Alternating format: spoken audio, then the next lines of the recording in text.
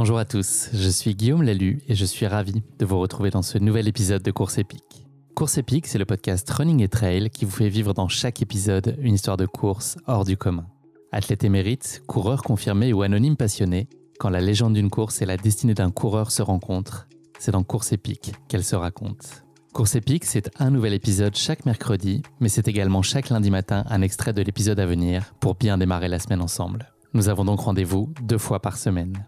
Et si vous souhaitez suivre notre actualité au jour le jour ou découvrir les coulisses du podcast, je vous donne rendez-vous sur notre compte Instagram courseepique.podcast. Bienvenue dans cet épisode de Course Épique qui est enregistré aujourd'hui à la House of Mountains Iron et Fresh Touch à Chamonix. J'ai le plaisir d'être entouré aujourd'hui de Marine Quintard. Salut Marine. Salut Guillaume. Et de Mathis Dumas. Salut Mathis. Salut Guillaume. Ça me fait vraiment plaisir de vous voir. Est-ce que vous êtes déjà rencontrés ou c'est une première mondiale ? Ah non, première mondiale. Là, on est en exclusivité, complète. Interplanétaire même, j'ai envie de dire. Ouais. Et je suis content de contribuer à ce moment très humblement. On va parler aujourd'hui de votre parcours. On va aller dans les grandes lignes principales de votre parcours avant d'arriver à ce qui nous intéresse plus spécifiquement aujourd'hui, l'actu chaude. Votre actu chaude, c'était la MCC hier. Sans tout révéler complètement parce que ça a échappé à personne, Marine, tu l'as emporté sur la MCC. Et Mathis, c'était ton plus long format, tu vas nous raconter ça. Ta Exactement. première MCC aussi, ton premier 40. Juste finisher, quoi. Et ouais, mais tu t'en es bien sorti. Hein. Tu t'en es bien sorti. J'ai aucune idée, mais... Si, tu t'en es bien sorti, tu vas nous raconter ça. Et puis le classement, on s'en fout, en fait. Ce qui compte, c'est le plaisir. Et tu vas nous raconter cette première en tout cas. Alors on démarre toujours le podcast avec l'instant éphéméride. Aujourd'hui on est le 26 août et c'est l'anniversaire de Macaulay Culkin. Ça te parle ? T'as regardé Maman j'ai raté l'avion petit toi Mathis ou pas ? Non. Jamais ? T'as jamais vu ce film de Noël là ? Maman j'ai raté l'avion, ça te dit rien ? Non, ça me dit rien du tout. Un petit gamin qui se fait oublier par ses parents pendant une semaine à Noël. Et là il y a des cambrioleurs qui veulent rentrer dans la maison et lui il est très ingénieux, il trouve plein de moyens de les empêcher de rentrer. Ça te dit rien ? Ok. C'est un grand classique de Noël. Toi Marine, donc, tu l'as vu ? Oui. Bon, en tout cas, on va parler de Macaulay Culkin parce que c'est son anniv. C'est pas grave de ne pas le connaître, t'inquiète pas. Ça commence bien. Je pense que j'ai jamais vu le film. Non, mais moi, je pense que j'ai moi-même jamais vu le film. Et c'est un des grands classiques de Noël, comme Love Actually, ce genre de choses. Ouais. Donc, lui, il a monté un groupe, cher Macaulay Culkin, qui s'appelait The Pizza Underground. Et en fait, il avait décidé de reprendre tous les titres du Velvet Underground en faisant un hommage à la pizza dans chacun des titres, dans chacune des paroles. Donc, ils ont eu ce groupe qui a tourné pendant des années. Est-ce que vous chérissez la pizza, notamment à une arrivée de course ? Est-ce que c'est la première chose dont vous avez envie pour vous réconforter, une pizza ? Est-ce que, comme Macaulay, vous pourriez jusqu'à célébrer à ce point-là la pizza ? C'est votre maître-cœur à l'arrivée ? Vas-y, honneur aux femmes. Hein. Ah ouais. Moi, je suis plutôt burger frites. Ok. Ouais. Il y a de la place pour faire un groupe sur ça aussi. Après, je lésine pas si on me propose une pizza. Hein. Ouais. Mais... ce sera pas forcément ça. Le burger frites, c'est vraiment ce qui me fera plaisir. Et toi, Mathis, qu'est-ce qui t'a fait du bien hier à l'arrivée ? Le premier truc dont tu as eu envie ? Je savais pas de quoi j'avais envie en fait. J'avais que ça s'arrête. envie, c'était peut-être de mourir, je sais pas. J'avais mal de partout et non, en vrai, ça prend du temps au début. Oui. Tellement l'excitation et s'envoyer des gels et tout là, je trouve que c'est quand même hyper violent pour le corps. Et il m'a fallu un petit peu de temps avant de retrouver l'appétit et de redescendre, on va dire. En émotion et en température le corps. Ouais. Mais non, pizza, je suis très pizza. Ouais. J'aime beaucoup les pizzas. Je vais vous demander à tous les deux un petit exercice classique du podcast. Vous vous présentez sans parler de sport. Vous n'avez pas le droit de me parler de sport. Qu'est-ce qu'on doit savoir de vous, mais sans que ça touche au sport ? Quelques infos peut-être du type au civil et puis peut-être des passions, des centres d'intérêt qu'on ne vous soupçonne pas ou autre chose. Ça marche.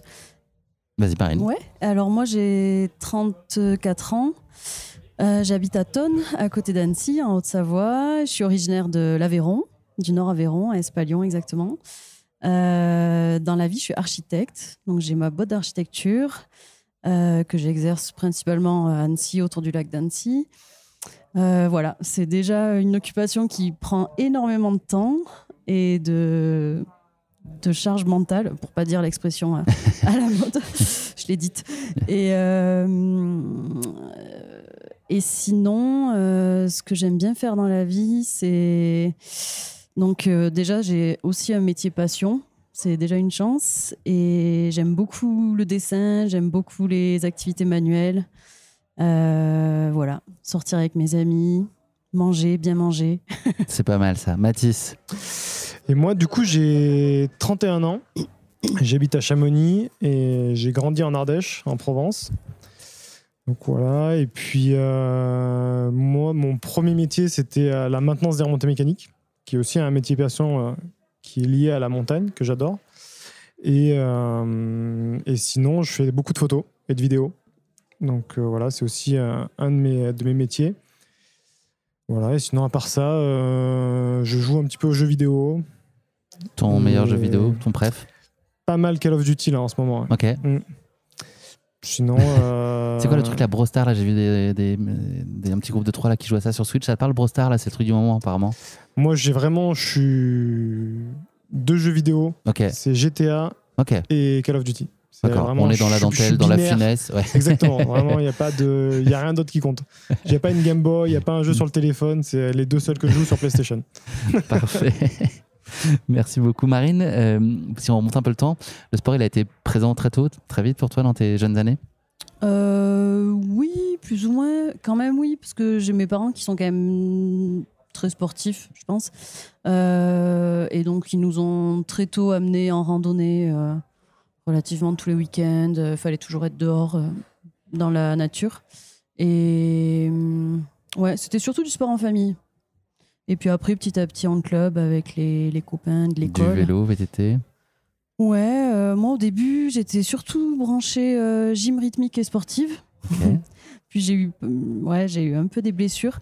Et après, ça a été de la danse pour faire comme les copines. Mais depuis longtemps, c'était déjà du ski. Parce qu'on skie quand même dans l'Aveyron. Un petit peu. Okay. Enfin, c'est grâce à ça que j'ai appris à skier quand même. Et ouais, après du VTT, voilà. Très bien. Hors nature. Mathis, toi, tu as grandi loin des montagnes, bizarrement, et on peut dire que tu as senti un appel assez marqué. Comment ça s'est manifesté? À quel moment tu t'es dit que c'était ta place? Moi, c'était vraiment pareil quand j'étais jeune, beaucoup de sport avec mes parents en famille. Mes parents ils faisaient beaucoup de sport du coup en Ardèche, surtout autour du vélo, VTT, et ils faisaient pas mal de triathlon, course à pied. Voilà, moi, j'étais pas plus passionné que ça, mais mon papa il m'emmenait un peu tous les week-ends faire du VTT, j'avais pas trop le choix quoi. Et puis bon, quand on rechigne un peu quand on est enfant, puis après avec le temps on comprend pourquoi. Voilà, exactement, on comprend l'intérêt, et puis aussi ça crée des moments inoubliables. Et puis après c'était vraiment au moment du choix de l'orientation après le collège, parce qu'au final en Ardèche il n'y a pas grand chose en termes d'études supérieures, et j'avais vraiment besoin de trouver une voie qui me passionne. Et puis le moment de l'orientation, c'était un peu pendant l'hiver. Moi, ce que j'aimais bien, c'était quand on allait au ski en famille. Et du coup, à ce moment, je dis, moi, ce que j'aime bien, c'est la montagne. Et puis, je trouvais un lycée qui était en Savoie, Saint-Michel-de-Maurienne. Et du coup, c'est comme ça que je suis parti vers la montagne, sans trop avoir d'idées ni de passion dès le début. Mais après, ça a grandi. À quel moment tu as précisé, là, justement, ton projet professionnel, commençait à y voir un peu plus clair sur ce qui pourrait se dessiner à long terme pour toi? Moi, du coup, quand j'étais parti au lycée à Saint-Michel-de-Maurienne, c'était vraiment un lycée biqualifiant, donc qui faisait partie sport pour former des jeunes au métier de pisteur secouriste, accompagnateur en moyenne montagne, moniteur d'escalade, avec le guide à long terme, et en parallèle un diplôme professionnel. Et donc moi, le diplôme professionnel, c'était la maintenance des remontées mécaniques.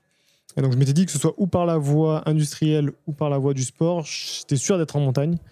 Et donc après, je savais pas trop lequel des deux allait plus me plaire, parce que j'étais pas ni très fort skieur ni très fort grimpeur, et j'avais aucune idée de si j'allais être capable, si ça allait me plaire d'aller dans ces domaines-là. Et puis après, au fur et à mesure des rencontres et de mon évolution, c'est là où j'ai commencé vraiment à envisager ma vie en montagne. Et c'est après au niveau du lycée, que ça s'est un peu décidé. Ouais. Il y a un autre de tes piliers de vie, tu l'as mentionné tout à l'heure, c'est la photo. C'est une rencontre qui a été assez fortuite finalement, parce que c'était pas une finalité en soi, c'était plutôt un moyen de documenter tes sorties au départ. Exactement, ouais. Au début, la photo, c'est vraiment venu sur le tas. En fait, au début, pour documenter ce que je faisais en montagne, pour montrer à mon entourage, à mes amis, à ma famille, ce que je faisais en montagne. Et donc voilà, c'était vraiment documenté pour raconter ce que je faisais, sans aucune prétention d'être photographe professionnel ou quoi que ce soit. Et fur et à mesure, pareil, des rencontres. Après, je faisais les compétitions d'escalade sur glace, où je commençais à faire des photos, grimper avec des amis qui avaient des partenaires. Et du coup, après, ça a grossi et ça a été un peu exponentiel assez rapidement. Et ça a vraiment, à quel moment t'as senti que tu avais quelque chose, une certaine forme de talent pour la photo?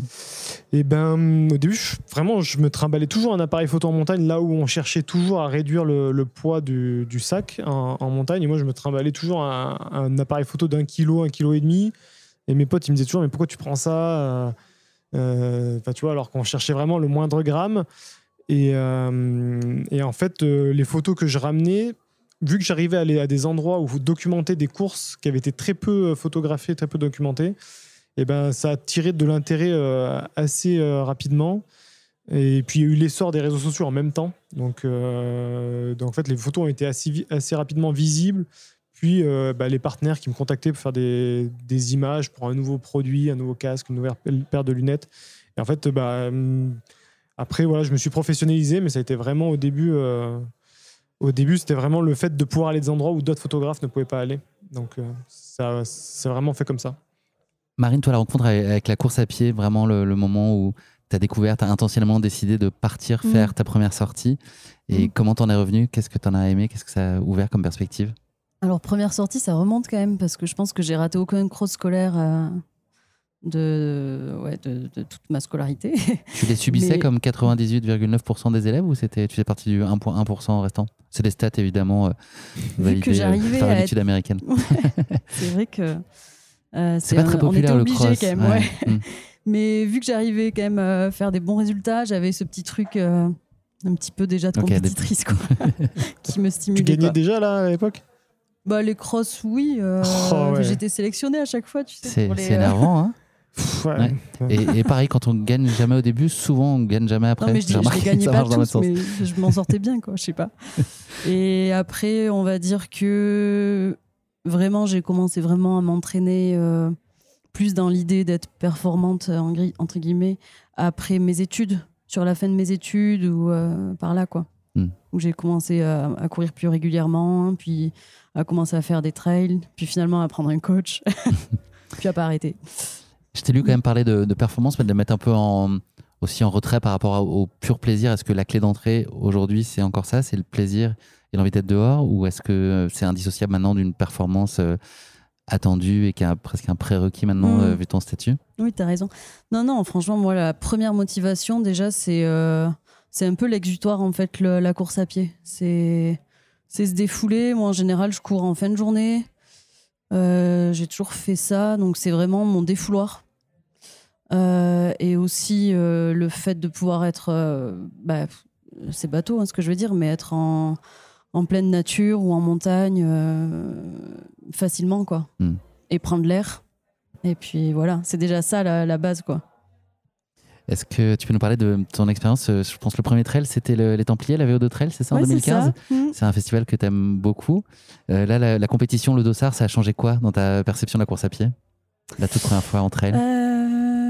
Moi, le dossard, ça a tendance un peu à me transcender. Okay. Donc, je suis assez joueuse, en fait. Du coup, je suis pas forcément très bonne à l'entraînement, mais par contre, après, en course, je suis compétitrice. Ok. Mais ouais, je suis plus joueuse, on va dire. C'est-à-dire que l'entraînement, tu peux traîner les pieds? Tu y vas toujours? Je peux avoir une certaine forme de paresse, quoi. Ok. Non, j'y vais toujours après. J'y vais toujours parce que justement, j'ai les objectifs en tête aussi. Ouais, ça, c'est au service de ton objectif. Ouais, c'est pas un plaisir en soi. Pour les séances dures d'entraînement. Après, faire des footings, des sorties longues en montagne, en général, j'y vais toujours avec plaisir. Mathis, toi, ton premier dossard en trail, il est récent. Le marathon du Mont Blanc, c'était il n'y a pas très longtemps, c'était fin juin. T'es enchaîné, là, t'es dans une spirale de fou malade. Ce qui t'a donné envie de t'essayer pour la première fois à cette course-là, à ce format-là. Et puis, quel souvenir t'en gardes? Écoute, l'idée, moi, c'était déjà de faire des courses qui sont à la maison, dans la vallée où je vis toute l'année. Et puis de trouver aussi des nouveaux challenges. Moi, c'est vrai que ça fait plusieurs années que je suis les athlètes en tant que photographe et vidéaste tout au long des courses, notamment la semaine de l'UTMB. Mais du coup, je trouvais que c'était un bon challenge de participer aussi et de garder une certaine forme de motivation. Là, après l'Everest, j'avais un peu moins d'envie, moins de motivation vis-à-vis de la montagne. Donc, j'avais besoin de me challenger. En fait, si j'ai pas d'objectif ou d'objectifs prédéfinis, j'ai du mal à m'entraîner. Je vais être un peu paresseux en fait, j'arrive pas à m'entraîner dans le vide sans avoir un objectif, sans avoir un peu une carotte. Et donc là, je trouvais que c'était cool de se mettre un peu le défi cet été de faire course à pied vélo. Et non, premier trail, ça s'est pas très bien passé. J'avais aucune idée de nutrition, de de rien. Donc, mais après, c'est une bonne expérience. C'est une Après, classique, hein, la première, si elle se passait bien, ça se saurait. C'est le passage obligé. Est-ce que tu as découvert la montagne autrement? Tu connais très bien ici. Est-ce que ça t'a donné un autre regard à échelle de coureur, peut-être? Ouais, carrément. Bah, en tout cas, l'atmosphère, l'ambiance qui est quand même vraiment unique, que je connaissais de l'extérieur, mais quand tu es dedans, c'est assez fou. Et puis moi, pareil, je suis pas du tout compétiteur de base. Enfin, je suis pas. Mais par contre, j'arrive à me transcender au moment voulu. J'arrive à transformer un peu le stress en stress positif. Et du coup, ça me plaît assez comme effort. Puis bon, là, moi, je suis vraiment en tant que touriste, j'ai aucune attente ni de temps, ni de performance, ni quoi que ce soit. Donc, juste le but, tu te la c'est de mets se pas faire toi-même, plaisir. le fait que tu aies aujourd'hui une communauté assez large qui te suive, ça influence pas du tout le fait que tu te dises qu'il faut. Tu arrives à te détacher de ça en gros. Ouais, moi j'ai pas d'ego. Enfin, tu vois, si je suis là vraiment pour kiffer, si je suis dernier, il y a pas de souci. Si je dois abandonner, j'abandonnerai. Je suis là aussi pour partager, montrer voilà, au plus grand nombre, parce que je suis pas du tout un trailer ni d'élite, ni de quoi que ce soit. Je cours même pas de base. Je déteste courir d'ailleurs. Et, Allez, une petite caresse pour la course à pied en passant. Hop. et voilà, non, il y a aucun enjeu. Le but, c'était juste de découvrir, prendre du plaisir et de partager du coup avec la communauté un peu mes aventures autour du trail sur l'été. C'est sûr, c'est le contexte rêvé pour la meilleure course quand tu es libre, sans pression, pas d'enjeu. C'est ça qui est parfait. Et puis franchement, le marathon du Mont Blanc, c'est quand même un bel endroit pour faire sa première course. C'était cool, carrément. Toi, Marine, le plus haut souvenir de ce que j'ai compris, c'est la Marathon Race à Annecy en 2019. Ouais. Alors, c'était peut-être pré-Victoire MCC 2025, ça tu nous le diras. Mais en quoi cette course, elle est mémorable pour toi? Bah, c'est surtout parce que c'est quand même une des premières belles victoires. Donc même si y a la victoire de la MCC, la première fois, ça reste toujours unique du coup. Et ouais, je pense, c'était ma première course dans les Alpes. Donc pour moi, c'était un petit peu rêvé. Et puis ouais, l'environnement autour d'Annecy, du lac d'Annecy, je trouvais ça incroyable, quoi. Donc puis en plus, j'ai pris la première place au cours de la course. Donc pour moi, c'était magnifique, quoi. Ouais. Mathis, tu as de nombreux défis relevés à ton actif. Tout le monde les a bien en tête, je pense. Après un projet au retentissement tel que Kaizen, le film avec Inoxtag, comment est-ce qu'on... Là, tu parlais de motivation juste avant. Comment est-ce qu'on construit le coup d'après, le prochain défi, c'est ton driver, tu nous l'as expliqué. Et qu'est-ce qui fait... Est-ce qu'à un moment, tu te dis, OK, est-ce que ça bascule d'un coup, tu te dis, ça, c'est la prochaine chose dont j'ai envie, et là, t'en démords plus, c'est le bon moment, et là, tu vas et tu te lances? Ou est-ce qu'il y a beaucoup de rationalisation? Tu mets tout à plat pour essayer de bien réfléchir à ce que pourrait être ton prochain grand défi. Et puis, est-ce que tu vas toujours chercher quelque chose de différent? C'est fondamental, j'imagine. Moi, ce que c'est une 4 questions en une, je sais pas si t'as vu là. Ouais, vas-y, fais ton marché. Pas de souci. Non, moi, ce que j'aime, c'est vraiment l'exploration. C'est-à-dire que j'ai du mal à faire. Tu vois, par exemple, un mec qui va gagner 1 fois, 2 fois, 10 fois l'UTMB, je trouve que ça n'a aucun intérêt. Enfin, tu vois, une fois que moi j'aurais fait un truc, si je le gagne, je le fais, je passe à autre chose. Et parce que je me dis que dans la vie, il y a tellement de choses à faire et à découvrir que c'est pour ça que si ça me passionne. Tu dois faire autant de l'escalade que de la cascade de glace, que du ski, et là de venir sur le milieu du trail, du vélo. Et je t'interromps, Mathis. Et si ça marche pas, est-ce que tu vas revenir jusqu'à ce que ça marche, ou est-ce que tu peux aussi renoncer en disant en fait c'est pas pour moi, ça me fait pas envie, ça me plaît pas, j'ai pas les skills? Non, mais après ça dépend où est le curseur, tu vois. Ça dépend, ça veut dire quoi marcher, tu vois. Ça peut être l'objectif final, ça peut être de faire un UTMB sans juste de finir en UTMB, tu vois, de le faire dans de bonnes conditions. Et plus généralement sur tous tes projets, si ça marche pas, enfin dans peut-être projet plus d'Alpi, etc., tu auras toujours assez envie d'y retourner quand même jusqu'à ce que ça marche? Ouais, quand même, encore une fois, tout dépend où est le curseur. Après, le curseur, il s'ajuste tu vois, en fonction de l'objectif, mais oui, c'est sûr qu'en tout cas, c'est bien d'aller au bout des choses. En tout cas, moi, j'ai vraiment envie d'aller au bout des choses. Et après, ça peut être... Il y a plein d'objectifs qui sont hyper atteignables facilement. Tu vois. Après, c'est bien aussi d'être réaliste avec son métier, son temps libre, le temps qu'on peut y consacrer, l'investissement qu'on peut y mettre en termes d'argent, en termes de tout. Donc c'est bien d'être réaliste sur ça, aussi en fonction de son âge. Tu vois, il y a des choses que là, déjà même à 30 ans, il y a plein de trucs que tu peux plus faire, quoi. Tu sais très bien que tu ne seras jamais un joueur de football professionnel, par exemple. Tu vois. Enfin, non, mais c'est voilà. Donc, et il y a de la place pour beaucoup d'impulsivité aussi dans tout ça, de l'émotionnel sur ce choix des projets, où à un moment tu es obligé de de le rationaliser, de passer du Moi, temps j'ai besoin de pour- prendre du temps. Donc, j'aime bien explorer des nouveaux horizons. Vraiment, j'adore ça. Et puis, j'ai besoin de prendre du temps entre les projets pour remettre un peu les choses à plat, retrouver des nouvelles énergies, des nouvelles rencontres. Et tu vois, là, de venir dans le trail, dans le vélo aussi un peu cet été, ça ouvre aussi de la créativité pour la partie photo et montagne. Ça va m'apporter, tu vois, il y a des nouvelles choses, des nouveautés ou des nouvelles rencontres qui vont m'amener des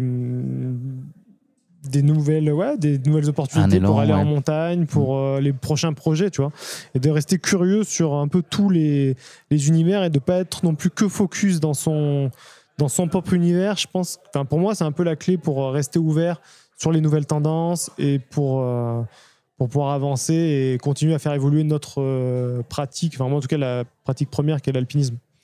On ferme ce chapitre-là et on va se consacrer à votre MCC. Mathis, je te laisse la parole. Qu'est-ce qui t'a donné envie, donc, à l'issue de ce cross du Mont Blanc, de rallonger les distances, donc de passer à C23 le cross, là tu passes sur un format de 40 km, ça a été très évident pour toi au sortir de cette course-là, ou c'est une opportunité qui est venue et tu t'es dit pourquoi pas? Il y a eu plusieurs choses, c'est-à-dire que déjà la course elle intervenait en fin d'été, donc stratégiquement pour s'entraîner c'était pas trop mal pour moi parce que cet hiver j'avais pas du tout ça en tête et j'étais dans d'autres projets, et donc quand je me suis mis un peu au printemps sur les projets de l'été, vu que ça intervenait en fin d'été, je savais que j'avais un peu de temps quand même pour me mettre en forme, donc ça c'était quand même une partie importante. Après la MCC c'est la course la moins longue de la semaine de l'UTMB, sauf les courses YCC, Il y a le TC, et YCC, ouais. mais bon voilà, c'est une des moins longues, donc ça faisait qui est aussi quand même pas sens. cadeau, hein. On le manque de respect un peu parfois, je trouve, la MCC, parce qu'elle est quand même, pour l'avoir fait. Franchement, moi je trouve que les trailers Beau parcours. ils manquent beaucoup de respect parce que ces dernières années c'est un peu parti en live, j'ai l'impression, avec les distances. On se rend plus compte de ce que c'est les distances, hein. Mais là on parle de 40 km, c'est quasiment un marathon. Bah oui, Et tout est banalisé un petit peu aujourd'hui. c'est ça, les mecs, si tu fais pas 100 km aujourd'hui, t'as l'impression que t'as rien fait, alors que bon, c'est quand même des exploits de ouf, faut pas, je pense faut pas oublier. Et donc voilà, pour ces deux principales raisons, et puis aussi pour le fait que c'est à Chamonix, c'est à côté de chez moi, donc ça paraissait être une évidence. Puis peut-être que dans quelques années, on va essayer de monter dans les distances pour un jour, pourquoi pas faire la grande boucle. Ouais. C'est beau, c'est une belle perspective. Il faut y aller step by step. Exactement. C'est ça qui est chouette. Cette année, c'est année découverte, et puis peut-être que on les empile années les prochaines, Lego après, on va si besoin. essayer de monter un peu. Marine, est-ce que tu peux nous parler de ta préparation? J'ai cru comprendre que ton printemps n'a pas été très simple, notamment beaucoup de boulot, de ce que j'ai compris. Donc la tête pas forcément à ça. Comment est-ce que tu t'es préparé? Est-ce que tu as pu tenir quand même ta prépa? Et puis il y a eu des belles courses qui sont bien passées. Il y a eu notamment le Lavaredo, une 5e place sur le 80. Il y a une victoire un peu plus récente fin juillet au trail des Gèbes à Rossignol.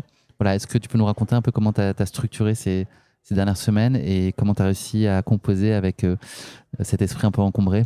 Ouais, déjà, c'est vrai que j'ai une coach qui s'occupe de mon entraînement, donc déjà ça c'est quelque chose dont t'as pas à penser. C'est déjà ça, je trouve. Et ensuite, en effet, le printemps a été hyper chargé et plus les distances sont longues, plus il faut trouver du temps quand même pour s'entraîner. Donc moi, c'est quand même surtout le week-end et j'essaye de faire des blocs au maximum pour pas trop empiéter sur la semaine, quoi. Et cet été, du coup, post-Lavaredo, j'avais vraiment besoin de retrouver du plaisir d'être dehors, en montagne. Mais j'ai eu du mal à me remettre dans un plan d'entraînement, dans des séances structurées jusqu'à mi-juillet, quoi. Donc voilà, j'ai profité de la montagne avec des sunsets le soir, des choses comme ça, quoi. Ce qu'on aime de base. Et après, j'ai fait le Trail DG by Rossignol, un 20 km pour me remettre un petit peu dans la boucle. Et après, j'ai fait un tour du Mont Blanc avec un ami. Donc voilà, ça c'est l'avantage de l'été où on a le temps de faire des projets qui prennent un peu plus de temps. Et en fait, juste avant ça, j'avais un petit peu attrapé mal. J'ai fait une sorte de pharyngite, donc ça m'a mis KO. Après, on est parti en stage Rossignol. Franchement, j'ai rien pu faire. J'avais l'impression d'être à 4000. Même à l'échauffement, j'arrivais pas à suivre les copains. Donc là, c'était repos. Frustration totale. Donc du coup, moyen. Puis je m'étais un peu fait mal au tendon d'Achille. Donc en fait, il n'y a pas eu de vraie prépa, quoi. Et j'ai repris les séances d'intensité 15 jours avant la course, donc dans la période d'affûtage. Mais Nickel. vu que j'avais quand même levé Tu le pied t'es économisé avant, un petit peu, on a ouais. pu se permettre. Puis de toute façon, on garde toujours un petit peu d'intensité. Donc voilà, c'était un petit peu décousu cet été, mais le T'as format peut-être est inventé une relativement nouvelle court, façon de se préparer. moyen court. Donc finalement, Ça ça porte peut ses passer. fruits en tout cas, visiblement. Oui, puis ça a l'air de j'ai- fonctionner comme ça. j'ai quand même l'expérience maintenant, T'as de la bouteille. un petit peu. Quoi. Toi, Mathis, est-ce que tu as suivi une préparation vraiment dédiée? Est-ce que tu es accompagné dans ça, sur cette partie spécifiquement en course à pied? Là, non, pas du tout. J'avais pas pris de. Alors, si, j'avais pris un chat GPT, tu vois, qui m'avait fait un petit. Alors, ça, je sais pas si c'est très Je sais pas si ça marche recommandable, à tous les mais coups, ouais. en tout cas, moi, globalement, il fallait juste que je fasse ce que je pratique, quoi. Donc, niveau entraînement, c'était assez simple. Et donc, ouais, j'ai essayé de me tenir une petite routine d'entraînement, mixer un peu entre le vélo et la course à pied. Parce qu'après, c'est vrai qu'avec toutes les activités qu'on fait, et notamment à faire beaucoup de ski, moi, je savais que j'avais les genoux un peu qui. Quand je courais, ça me faisait un peu mal aux genoux, donc j'avais un peu cette appréhension-là. Puis là, au final, en y allant un peu calmement, ça a été. Ton corps, tu le connais naturellement très bien dans d'autres contextes que purement la course à pied, dans la montagne, tu l'as déjà éprouvé, donc j'imagine que tu sais très bien l'analyser. Est-ce que là, c'est plus complexe pour toi, par exemple, de décrypter tes sensations, de savoir si ça va, de corriger des choses? T'es encore dans l'exploration beaucoup? Ouais, en fait, là, ce qui est très différent, c'est que c'est de la performance. Enfin, quand même, on est quand même à une haute intensité, je trouve, de cardio et de vitesse qu'on n'a pas du tout en montagne. Tu vois, en montagne, si on met 20 minutes, 30 minutes de plus, ça change pas grand-chose, tu vois. Et on reste plutôt toujours avec une grosse marge de gestion pour pouvoir rentrer chez toi, rentrer sain et sauf quoi qu'il arrive. Tu vois, as toujours en fait une sorte de buffer d'énergie que tu gardes vraiment en réserve tout le temps. Donc c'est hyper rare de se mettre vraiment à plat ventre ou au taquet. Là où en fait en trail, tu te permets parce que tu sais exactement à quel moment ça s'arrête et qu'en fait si t'es pas bien, tu t'arrêtes au bord du chemin et c'est fini, tu rentres chez toi, il y a une voiture qui vient te chercher, quoi. Donc ça, c'est un peu nouveau pour moi. Et puis ouais, tout l'aspect aussi nutrition pour pouvoir performer au maximum. Là où moi j'avais fait des compétitions en cascade de glace, enfin en escalade sur glace, et plutôt sur le côté grimpe, c'est quand même des efforts qui n'ont rien à voir. C'est pas de l'endurance vraiment, c'est 6 minutes, 7 minutes. Donc c'est pas vraiment les mêmes efforts. Donc là, de faire vraiment des efforts d'endurance comme ça, et puis je trouve la course à pied, c'est pas comme le vélo, c'est pas comme aucun autre sport. C'est-à-dire que si tu t'arrêtes, tu bouges plus, quoi. Tu vois, le vélo, t'arrêtes de pédaler, potentiellement, t'as encore un peu de vitesse, toi, tu peux couper l'effort pendant 5-10 secondes. Là, la course à pied, tu coupes 5-10 secondes, tu bouges pas, quoi. Donc tout ça, c'est pas évident. Je dirais pas que c'est nouveau parce que c'est des efforts que j'ai déjà couru avant et tout, mais voilà, de le pratiquer sur 40 km pendant, pour le coup, moi je mets 2 fois plus de temps que Marine, donc c'est un peu plus long, tu vois. T'as le temps de souffrir un peu plus. Mais non, après, je pense que c'est top, ouais, pour découvrir son corps, justement, les sensations et tout. Et puis je pense que pour la montagne, pour le futur, ça va apporter plein de choses, ouais, c'est sûr. Quels objectifs l'un et l'autre sur cette MCC? Toi, c'était finir, découvrir, j'imagine, Mathis? Moi, j'avais aucune idée de temps et c'était la plus longue distance de ma vie. Donc, j'ai fait un coup à l'entraînement de 30 km. Et donc, j'avais aucune idée comment mon corps il allait réagir. Et voilà, l'idée, c'était juste de finir et de voir. Dans ma tête, je savais que j'allais mettre entre 6 et 7 heures.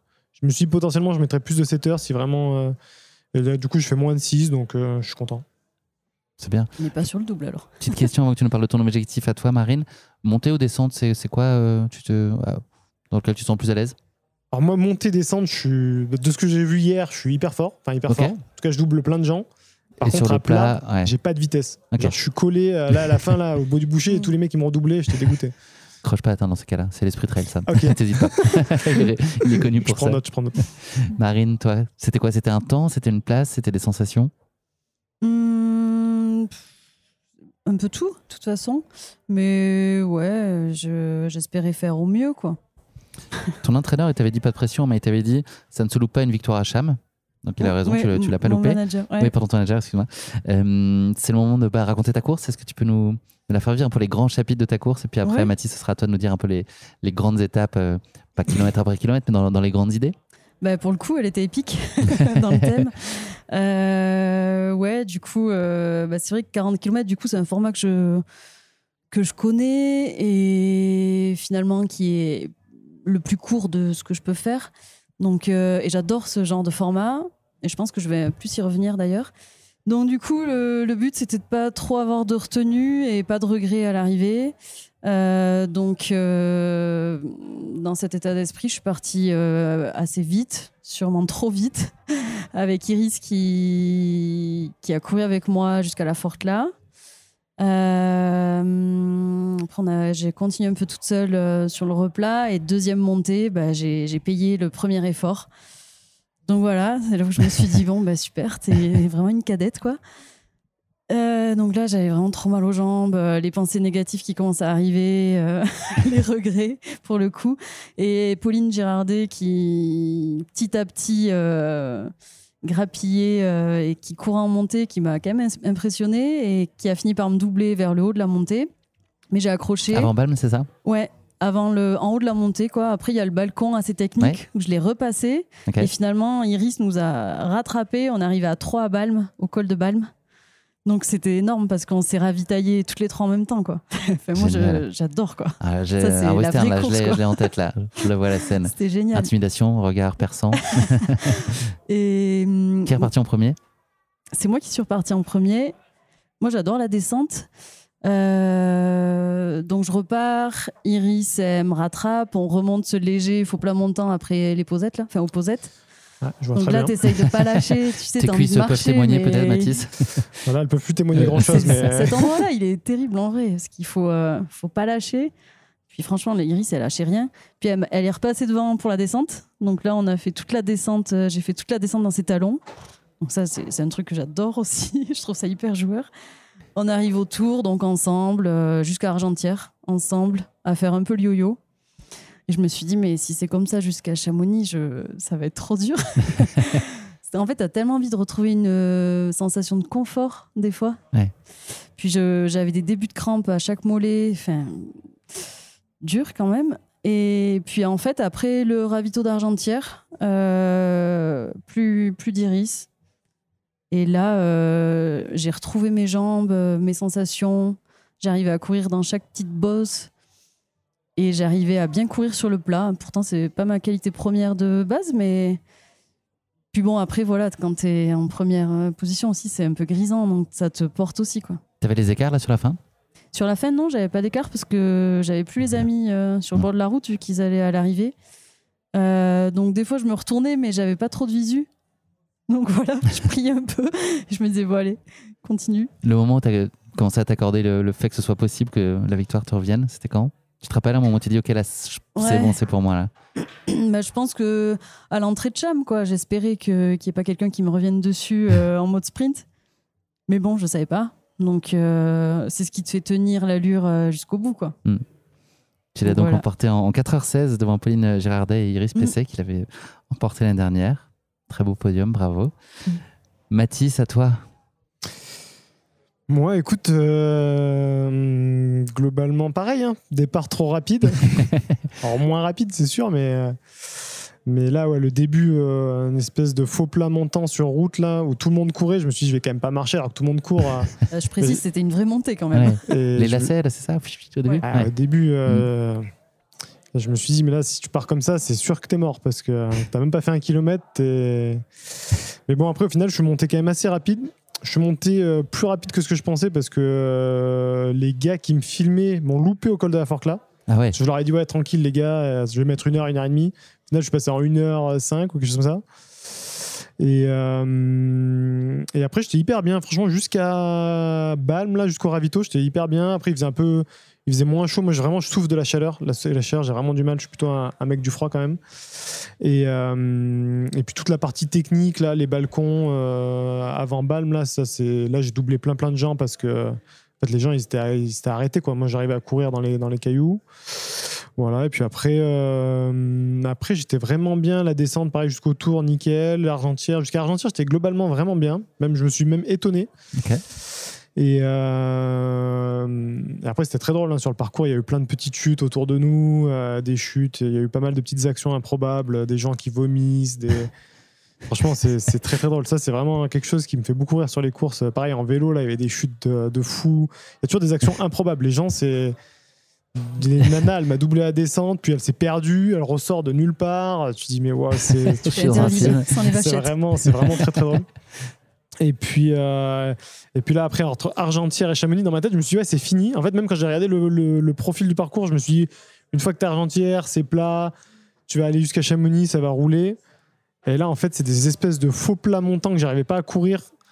Et là, c'était très dur. Et là, j'ai perdu, honnêtement, pendant un moment, je pensais faire sous les 5 heures. Je me suis dit, putain, moins de 5 heures, c'est possible. Donc là, j'étais vraiment bien. Je me suis dit, voilà, t'es vraiment, tu te surpasses.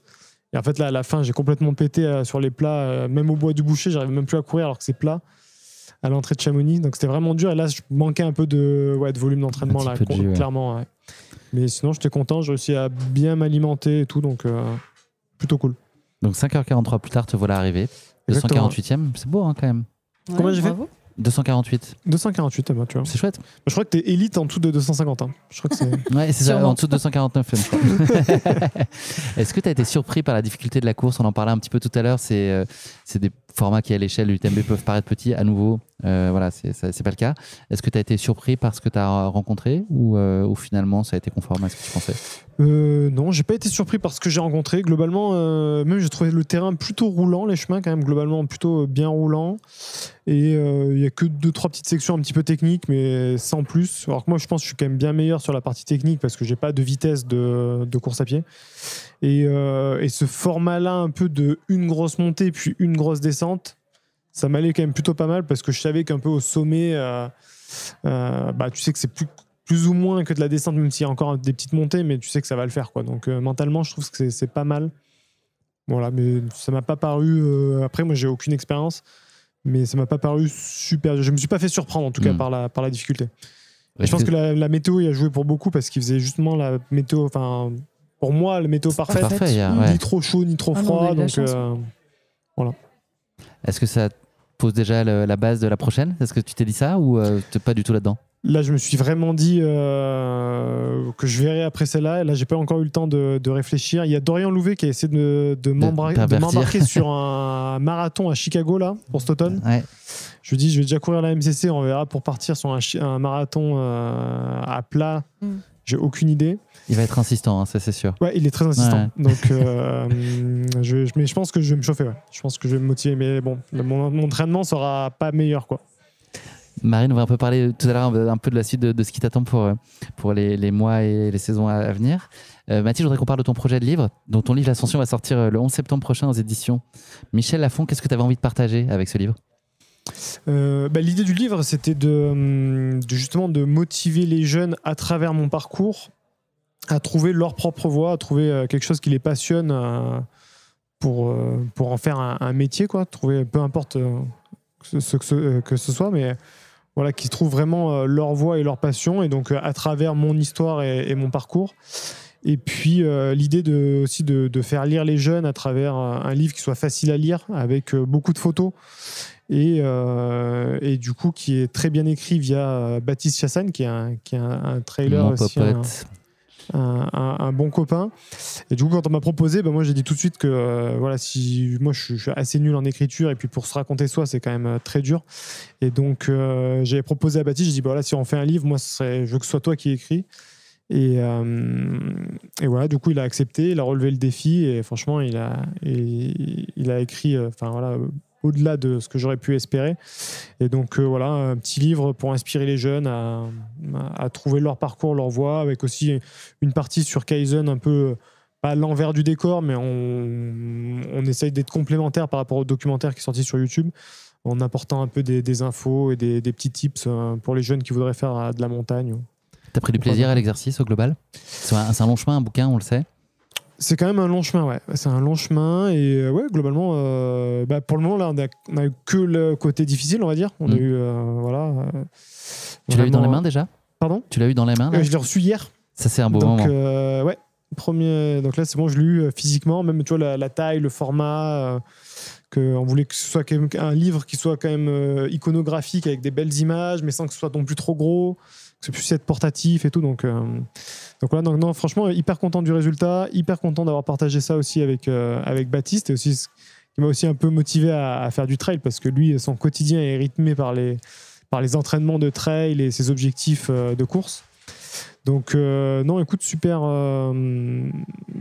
content du projet. Et puis là, maintenant, on va attendre de voir les retours de la communauté, voir si les gens adhèrent au projet et s'ils se retrouvent dans le livre quelque part pour les inspirer, quoi. Mais en tout cas, je me suis bien livré dans le livre. On y est bien allé on y est allé à fond avec Baptiste. Ce que tu aimerais qu'on t'en dise, c'est ce que tu racontais tout à l'heure, c'est-à-dire ça m'a aidé à trouver ma voie, mon chemin, quel qu'il soit, c'est ça m'a donné confiance. Ouais, en fait, tu vois, l'idée du livre, il s'appelle l'Ascension, donc c'est vraiment, tu pars, pour moi, dans mon cas, d'Ardèche et tu finis à l'Everest. Donc, tu vois, comment étape par étape, des choses qui te paraissent impossibles, comment ça se construit.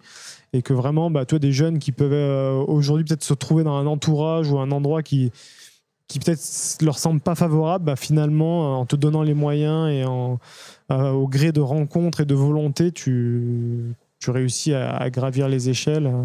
Et comme Marine, de sa première course jusqu'à là, la gagne hier, je pense que voilà, c'est chaque course, chaque chose lui a apporté pour arriver là, quoi. Et tout ne tombe pas du ciel comme ça. Et c'est ça aussi, je pense qu'on a un peu tendance à oublier aujourd'hui, où tout va hyper vite avec les réseaux sociaux, où tout le monde veut avoir tout de suite. Et je pense que c'est bien de se rappeler que non, tout ne se fait pas tout de suite et il y a toujours un chemin et un parcours avant d'arriver à atteindre ses objectifs. Ouais.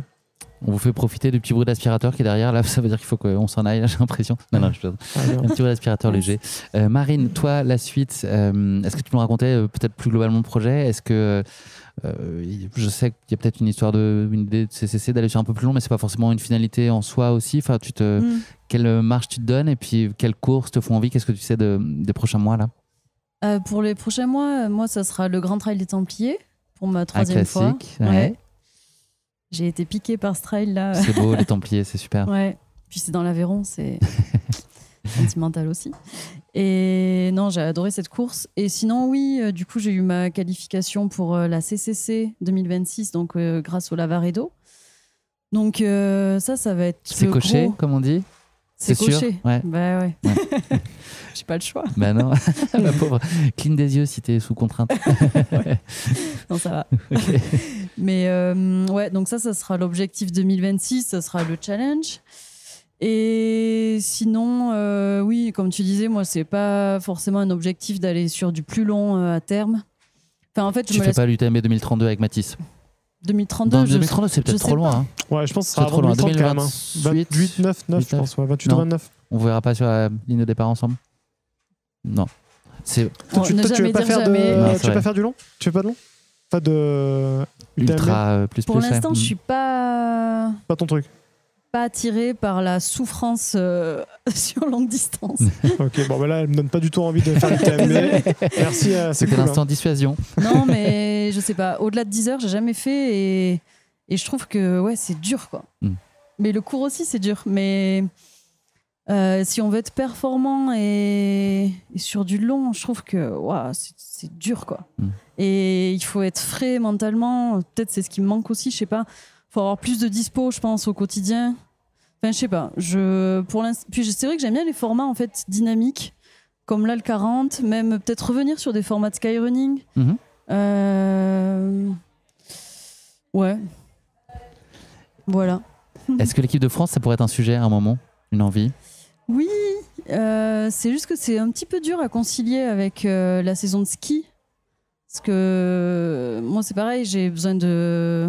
Tout à l'heure, je t'ai pas dit en juillet, mais en fait, tous les week-ends, j'ai fait que du VTT en juillet.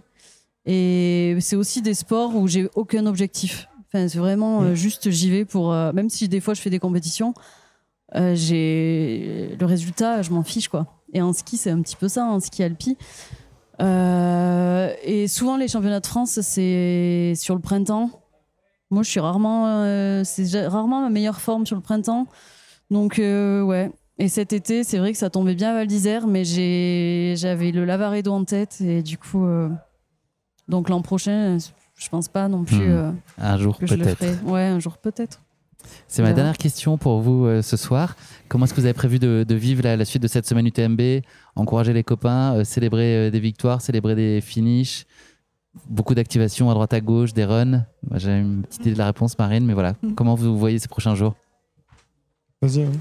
Festive. C'est l'avantage de courir en début de semaine. Et puis oui, après pas mal d'activations avec Rossignol, du coup. D'honorer un petit peu les partenaires, d'être présent. Voilà, c'est la semaine où il faut être. Et puis après, revenir sûrement en fin de semaine sur l'UTMB pour encourager les copains. Et toi, Mathis? Et moi, du coup, je travaille toute la semaine. J'ai une team de 7-8 gars là, qui bossent pour moi et on fait tous les contenus pour The North Face.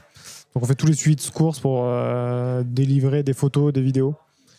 Donc voilà. Et du coup là aujourd'hui sur la TDS, je les ai un peu envoyés au charbon parce que moi je leur ai dit les gars là je suis Partez KO. devant, ouais. C'est ça. Et du coup mais à partir de demain je reprends avec mes gars sur le terrain. Donc voilà.